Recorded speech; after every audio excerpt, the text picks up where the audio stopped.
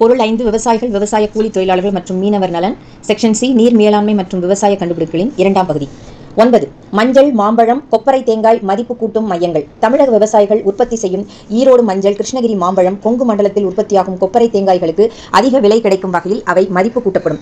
ஈரோட்டில் மஞ்சள் பிரித்தெடுப்பு பூங்கா அமைக்கப்பட்டு அதன் மூலம் சாதாரண மஞ்சளில் இருந்து மருந்து பொருட்களுக்கு பயன்படும் அதிக தரம் வாய்ந்த மஞ்சள் பிரிக்கப்படும். இதனால் விவசாயிகள் ஒரே விலையில் அனைத்து மஞ்சளையும் விற்பனை செய்யாமல் தரம் பிரித்து விற்பதால் கூடுதல் விலை கிடைக்கும். கிருஷ்ணகிரியில் உற்பத்தியாகும் மாம்பழங்களை நேரடியாக சென்னை, பெங்களூரு விமான நிலையம் கொண்டு சென்று ஏற்றுமதி செய்வதற்கான சரக்கு போக்குவரத்து வசதி ஏற்படுத்தப்படும். இதன் மூலம் உள்ளூர் சந்தையில் ஏற்படும் விலை வீழ்ச்சியால் மாம்பழ உற்பத்தியாளர்கள் பாதிக்கப்படுவது தவிர்க்கப்படும். தேங்காய் மற்றும் தேங்காய் பொருட்களுக்கு மதிப்பு கூட்டும் வகையில் கொங்கு மண்டலத்தில் தேங்காய் மதிப்பு கூட்டும் மையம் அமைக்கப்படும். 10. காவிரி டெல்டா சுற்றுச்சூழல் சீரமைப்பு. தமிழக விவசாயத்தின் இதயமாக காவிரி டெல்டா படுகை திகழ்கிறது.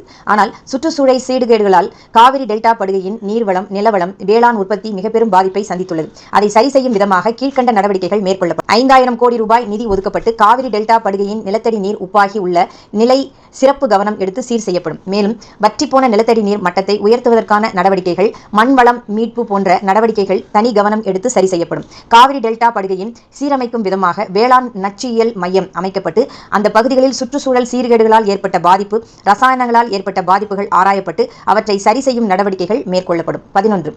கடற்கரையோர தோட்டக்கலை திட்டம். ராமநாதபுரம், நாகப்பட்டினம், தூத்துக்குடி ஆகிய கடற்கரையோர மாவட்டங்களில் சோலார் மின் வசதியுடன் நீல பசுமை தோட்டக்கலை பூங்காக்கள் அமைக்கப்படும். இவற்றின் மூலம் கடற்கரையோர மாவட்டங்களில் தண்ணீருள் அதிகரித்துள்ள உப்புத்தன்மை நீக்கப்படும். மிளகாய், மல்லி போன்ற பணப்பயிர்களுக்கு இந்த தண்ணீர் பயன்படுத்தப்படும். 12. டெல்டா பயோ சுத்திகரிப்பு மையம். தமிழகத்தில் நடைபெறும் ஒவ்வொரு நெல் அறுவடையின் போதும் டன் கணக்கில் வைக்கோல் கிடைக்கிறது. ஆனால் அவை பெரும்பாலும் முறையாக பயன்படுத்தாமல் தீ வைத்து எரிக்கப்படுகிறது அல்லது விவசாய கழிவுகளாக அகற்றப்படுகிறது. இந்த நிலை மாற்றி வைக்கோலிலிருந்து எரிவாயு தயாரிக்கும் திட்டம் செயல்படுத்தப்படும். இதற்காக தஞ்சை, திருவாரூர் மாவட்டங்களில் 10 வைக்கோல் சுத்திகரிப்பு நிலையங்கள் அமைக்கப்பட்டு அவற்றின் மூலம் எத்தனால் மற்றும் எரிவாயு தயாரிக்கப்படும். இதன் மூலம் நெல் விவசாயிகளுக்கு கூடுதல் வருமானம் கிடைக்க வழிவகை செய்யப்படும். மேலும் இப்படி அமைக்கப்படும் வைக்கோல் சுத்திகரிப்பு நிலையங்கள் உள்ளூர் விவசாயிகள் குழு மூலம் நிர்வகிக்கப்படும். இதில் ஒரு சின்ன திருத்தம் கொண்டு வரலாம். இந்த வைக்கோல்கள் நிறையா இருக்கிறதுனால காளான் கூட இதில் உற்பத்தி செய்யணும். 13. வறட்சி மண்டலங்கள்.